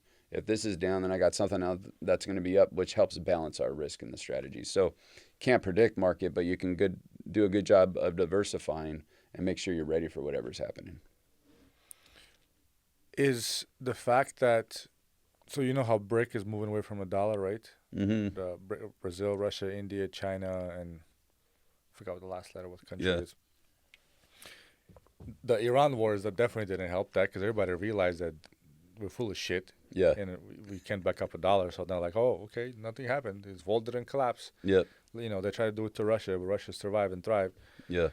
So it's clear that they're pushing the dollar out of the market now. Once that happens, what do you think is going to happen to our economy? How is that going to affect us and our market? Yeah. Are we going to have to start, filling our portfolio with international? Yeah, and I think you're going to have digital currency, but I don't know. Do you really think the American dollar is ever going to? I feel like the American dollar is always going to be the one that is above all. I just don't know. I can't see that anything as stable as the American dollar. I don't know if I'm like, I get this a lot from like, we call them bunker builders, no offense. Yeah. Or like, should all my money be in gold, right? I think the American dollar out of every dollar is going to be the strongest, but I think there's going to be room for digital currency. Like I think Trump's even talked about that. Yeah, that thing is coming, dude. That's another thing I was going to ask you about. Is that going to disrupt the investment industry or no? I think it'll be faster, like blockchain technology, which Bitcoin and all those are. It makes trades much more efficient. I think it's going to help a lot of different things. Maybe we go to a digital currency at some point. We kind of already, like, no one carries money on them anymore. Yeah. Right? It's all credit cards and Apple Well, it's Pay. pretty obvious how digital currency benefits the banking system. Yeah, let's for be sure. honest, right? If 100%. I give $50, you give him $50, you give someone $50, it's $50, right? Yeah. But if I pay with $50, the bank takes 3%, your bank takes 3%, his bank takes 3%. By the time that $50 makes a rotation a few times, it's down to 5%. Yeah, 100%. So obviously, cash is not beneficial for Yeah. the physical dollar. Yeah. The fiat currency is not beneficial. So only a fool would think that we're not moving towards digital currency. Yeah, for sure. But then my fear with digital currency is that the regulation of it, and once the powers above get their hands on it, which they probably eventually will, I just don't like having them have so much control over it. Yeah. You know, with the click of the button, my bank account can go erased, or if I like in China, I walk the red light, all of a sudden my social credit score is down and the money's taken out of my account. Yeah, that's terrifying. That is terrifying. I don't like that kind of. I don't like it either, and I don't know what the answer is. I hope it doesn't happen, but I don't know. That's one of those things, trying to predict the market. I don't know what's going to happen there, but that would be, the more control that we lose, the harder it's going to be just in general for anything that we're doing right now. Like can you imagine America being on a social credit score? All the homeless people. Bro, but they wouldn't have to worry about nothing. Yeah, that's what true. are they going to worry about? But people like me and you, you ran a red light, or you do something stupid, or you spit on the sidewalk. Next thing you know, your protection bucket is less $200. I'd be pissed. I'd be like, Travis, what the hell is this? Yeah, I don't know. I don't know. You did something. Dude, My old CPA made a mistake, and IRS just charged me like almost $1,500 out of my bank accounts without even asking me. Really? Yeah, because apparently in the state of California, I had an LLC that I shut down a couple of years ago before the year was over, so it doesn't go into next year, so I don't have to pay $800 because the state of California is so great. Even if you have an LLC, you don't have to make a dollar, but the pure fact that you have it, Yeah. they 800 charge bucks. you. Yeah. And then on top of that, you don't have to make a positive dollar. Mm. One transaction, even if you were negative, counts of company in action, and they Yeah. charge you $800. Yep. So Yep. my old CPA missed that. She said, "Oh, just shut it down before the end of the year," which is a few years ago, and you'll save $800. Come to find out, it's not true. Even though that little LLC that I had was negative, and I shut Yeah. it down and I moved it out of state Yeah. because I was still negative because I used it. It was an active LLC. Yep. Apparently, IRS calculated that, and because I didn't know it, I moved out of the address. They supposedly kept sending me the notification letter, which I never received. They charged my account. Randomly charged my, and I couldn't find it. I was like, dude, look, I'm like, don't charge that account. Like that account is assigned to a different business. Yeah. Yeah. Yeah. Charge this account. Yeah. Oh no, we already charged. Nothing you It's can do too about late. it. You can't Too do late. anything. Bye bye. Oh man. Go complain. I Yeah, was that's like, not good. you see, and imagine Yeah. that was not a good feeling, bro. No, that's that was not good. not a good feeling. No. Yeah, I think a lot of actually I had a client come in recently and they're like, "Hey, there was a dispute on he was trying to get his tax refund, right?"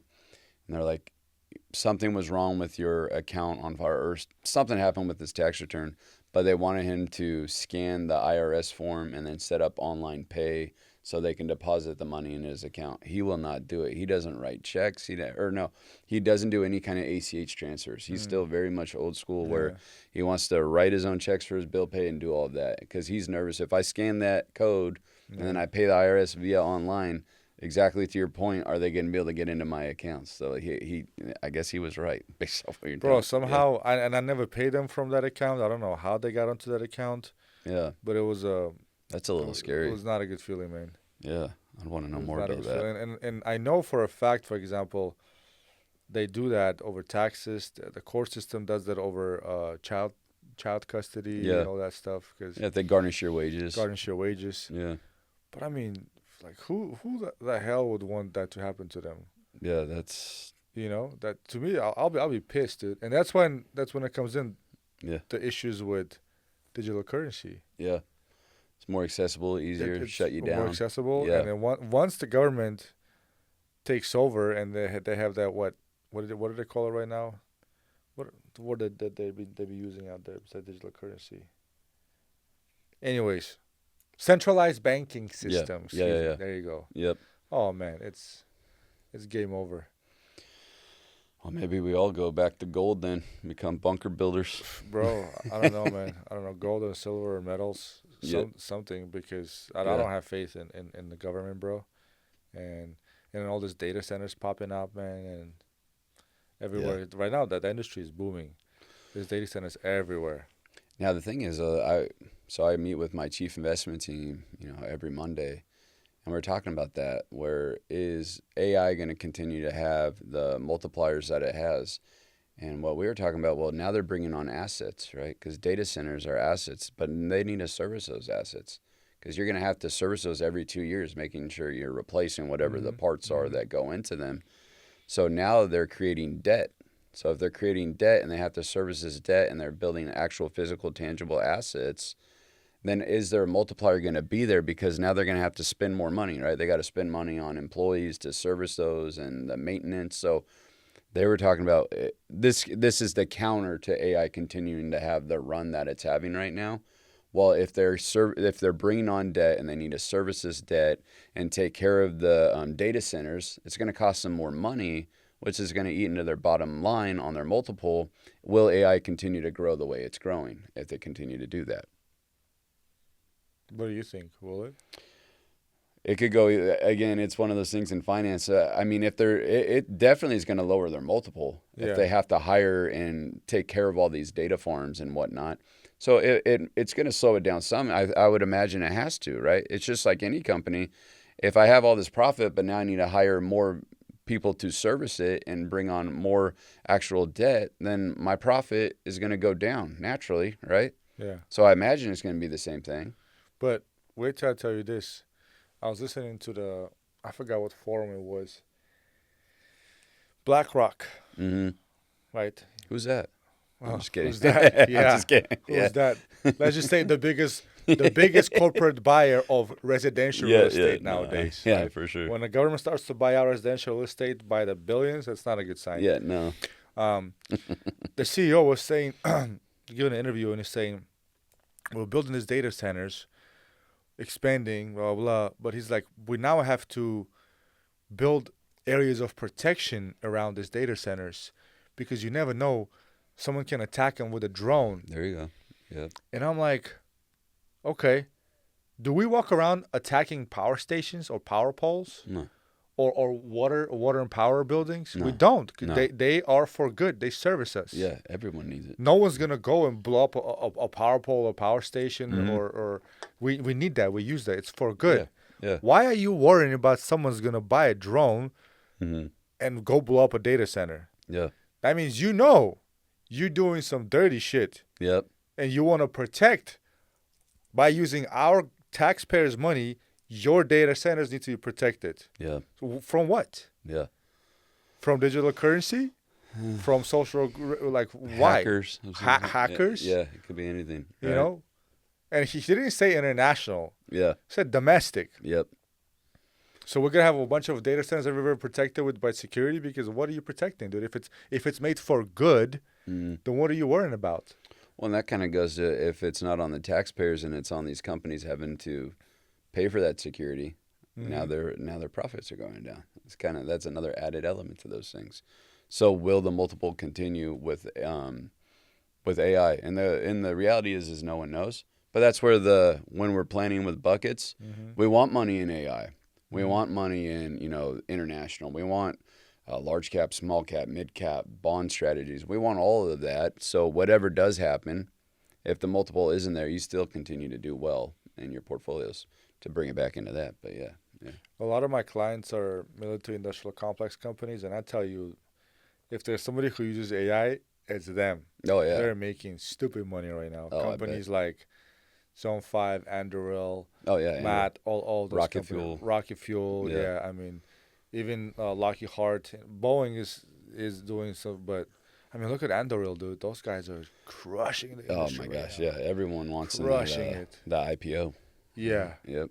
yeah. Even me, man. Yeah, SpaceX. Yeah, SpaceX, but I see firsthand myself when I go to liquidations, and I've been to the federally funded businesses and corporations and tech companies, and I've seen what taxpayers' dollars purchase. Yeah. So when Elon Musk was releasing those statements from Doge, Yeah. Yeah. you know, I forgot what year he said it was like over $1.4 billion spent on office furniture. I was like, he is not lying because Yeah. I've seen those buildings. I walked those Yeah, you're buildings and I pulling the liquidated furniture. Yeah. that furniture from there. Yeah. $2,000 chairs, $2,000 desks, like that. He is not lying, man. That's it. Yeah. I mean, in your business, you have a different finger on the pulse. You are the one clearing out these companies. Like, we see empty buildings. We don't know if it was full or not. You're actually clearing them out and seeing all the commercial space. So do you agree with that then? The commercial market, the real estate market crashing from what you're seeing?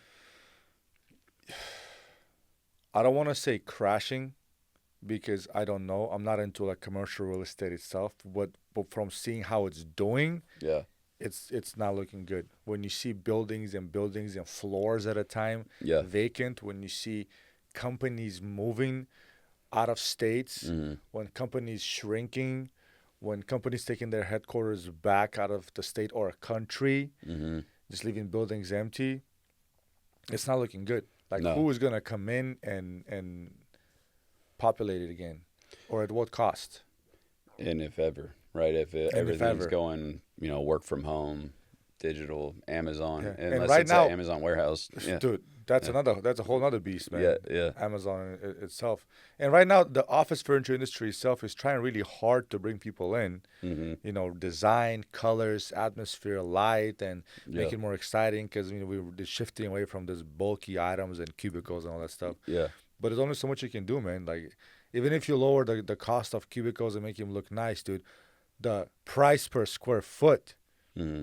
is can be expensive, especially in California. Oh I yeah. mean, I talked to your dad about the price of your guys' office. Yeah, it's it's crazy. it's not cheap, man.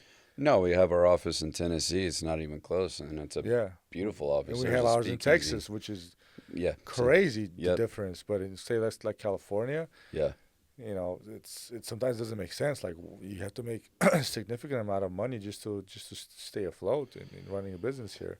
Well, that's my brother-in-law talks about it. Like he lives in Clarksville, Tennessee, where our office is, and he's like, "Man, we should buy a strip mall and look at this and do that, and then we can put our office in a strip mall." And I'm looking at strip malls around here. I'm like, I don't want to buy a strip mall. Those things are all vacant. But in Tennessee, I mean, it's still booming. There's still people using commercial space. Where in California, it's a little different because of the cost. Yeah, I'm sure in Texas too. So we're talking about commercial real estate. A lot of people are moving to Tennessee and Texas. So there's parts of the country where commercial probably is flourishing, but we're just not seeing it here because of the taxes. Yeah. Kevin right now is flying away to Texas because we have a warehouse there too, and there's a lot of building going on over there in Texas, and Houston in particular. Yeah. But Tennessee a lot too, dude. In-N-Out is moving out of Tennessee. Do you see that flex that Tennessee governor did for No. In-N-Out? Named the whole street Double Avenue. Really? Just to throw it in Governor Newsom's face, man. What a flex, dude. That's awesome. They named the whole street, dude. It's crazy, That's but awesome. it sucks, man. Like when I look at these companies, like and I want to get in there and liquidate an out building when it comes time and take some kind of collectible from there. But I was like, In-N-Out is like, it's a California brand, Yeah. bro. Oh, Like, yeah, for why sure. would do we have to Yeah. give it up? And Now we they're lost keeping. a I lot of thought they were companies. keeping some other corporation here. They are, but they're moving the main- headquarters? yeah, Okay, to yeah. Double Avenue now in That's Tennessee. awesome. If you're an In-N-Out fan, you're gonna be over there taking pictures by the street sign. That'd be Yeah, great. yeah. And then they have in different states too. But it's just it sucks that you have these politicians who, well, when SpaceX left California, like the moron of a governor, we had never even called Elon Musk to ask him, hey, like, bro, you're the biggest business in the state. Like, Yeah. why are you bouncing, man? Yeah. Like, He's what can I like, do for you to stay? I don't want to pay those taxes. Yeah, it's like, nothing for. I don't want to pay you a stupid tax. Yeah, I'm out. It's so expensive. It's crazy. It's fee for a fee and the fee for paying the fee. Yeah, and then I've helped clients move out of not help, but clients have moved out of state, especially those like military or ex-police officer or retired police officers. They got these big old pensions. They're all moving to Idaho, right? Nevada, Lower state, yeah, Nevada, or tax-free states. and that's where a lot of them are moving. I mean, if you have this great pension, it's going to go a lot further if you go somewhere else like that. I mean, I can't blame them. So you move them financially behind closed doors, and I move businesses physically. Yeah. But together we see it. Like people all the are just running, like jumping ship. Like it's one of my questions. Always when I sit down with a client, are you going to stay in California? I don't know. We're thinking about it. It depends a lot of times where the grandkids going to be. Right. But if they're not there for that, a lot of them are leaving. I mean, just go right up here to Nevada and pay no state tax. Right? Yeah. Arizona's lower tax, right? I mean, you go Tennessee, Texas. There's a reason I have an office in Tennessee. There's a lot of Californians over there. And now their cost of living is going up and their housing prices, so they probably don't like us. Like that just also like Colorado. sucks, man. Like when I bought my house in Texas, now it's like I'm like, damn California, stop moving to Texas, man. I want the price to stay low because everywhere Californians move, Arizona, Nevada, Texas, Tennessee, Colorado, because Idaho. the prices of real estate follow too. So it's kind of like you can't blame them for wanting to do that, but then us Californians go somewhere. Oh, look at my pension is bigger than you make. I can buy whatever I want here. Yep. So people hate Californians too. Oh, 100%. My buddy they moved out of Southern Orange County over to Dallas, Texas, and the first thing they did as soon as possible is change their plates. Yeah. Like, man, you don't want to know, and you don't want anyone to know you're from California. Yeah, like, just blend in, shut up, and don't say you're from California. Yeah. But stay in Orange County, man. Like I said, I can talk to you about it offline. Yeah. I have some information, but Orange County is looking good, bro. Yeah. Thank God, and it's especially with the OC Vibe that's coming. Yeah. Massive complex they're building there. A lot of money being poured into residential real estate in Orange County alone. Yep. And there's that huge project going off of Lamson and Seal Beach. You're building all those properties. Oh yeah, that too. That's huge. Westminster Mall. Yeah, and then Anduril bought how many acres of land at Long Beach to put up their production facilities. That'd be God nice. knows what kind of unholy spacecrafts they're gonna build there. Until they move to Texas. So we'll Texas. Yeah, until they're gone too. Yeah, Right. all they gotta do is just pack up their AI tools and fly, Yep. dude. Yeah. Nobody cares, you know. Hopefully they call you if they move. You can see some cool stuff Oh in man, there. I can't wait to get Yeah. into. I try to get into the one right here that have an Irvine. Yeah. Oh, they're tight security. Yeah, not Like, happening. no, you can't Yeah. talk to nobody. I was like, I just want to pass my business card. Nope, nope. Okay. You gotta get in the list of talking to somebody before you talk to somebody. I'm Yeah. like, all right. All right. Yeah, worth a shot. Yeah, it's worth a Shoot shot. your I'll shot. keep knocking on that door, bro. Yeah, shoot your shot. Yeah, man. But yeah, dude. I mean, we're talking for like an hour and a half, man. I know you got places to be. Yeah. But yeah, man. Before we wrap this up, dude, I mean, I enjoyed the conversation with you. I want you to tell the viewers Sure. again how to find you, Yeah. the services you provide. I think you guys do a great job, and just tell them what you're doing, how to find you, man. So I'm sure Yeah. there's people out there who have no idea what you do and Yeah, services absolutely. you provide. So let them know. Yeah, so our firm's Ivanoff Wealth Management. We've been around for a long time. We're in Cypress, California. We specialize in retirement planning. We take that very seriously, but we also work with a lot of younger clients as well. We are fiduciaries. We're here to serve clients. That's it. We don't put profits over clients. We make sure that we're always serving our clients, doing the right thing. You can go on our website, Ivanoff Wealth Management. Our podcast is Ivanoff Retirement Insights. Our radio show is on the Patriot, 11:50 a.m., Saturdays and Sundays. And that's the Ivanoff Retirement Insights show as well. So if you need help with any kind of financial planning, retirement planning, just give us a holler. We'd love to help you. We're always bringing on new clients and very passionate about what I do. I'm very passionate about helping people, and I try to help in any way I can. I'm often giving clients, hey, here's my contractor, here's my chiropractor, here's my plumber. So I try to help in any way possible, but I love retirement planning. I love helping people retire sooner than they thought possible or live a better retirement than they are. And for the younger kid or younger generation, start setting it up now so I can show you how to start helping yourself now so you're not working the rest of your life and you can enjoy what you want to do. We don't get a lot of time on this earth, so make sure you're enjoying it. Yeah, I'll be at your office next week. I know, I do see it. Yeah, I see it Yeah. on Tuesday, I think. Yeah. Yeah. Well, thanks, man. Thanks for coming, and appreciate you finding the time, and Yeah. hopefully we'll catch up again. Yeah, let's do it. Sometime. Thanks for having me. Of Yeah, course, it's a it's a great pleasure. Maybe show. we'll get your dad here. Maybe he'll share some crazy stories. Oh, he will. Yeah, Yeah. he would love to. Yeah, Yeah, Paul would love he's to. a character, man. He is a character. Paul is a funny guy. I like He's that guy. He's a trip. Yeah. Yeah.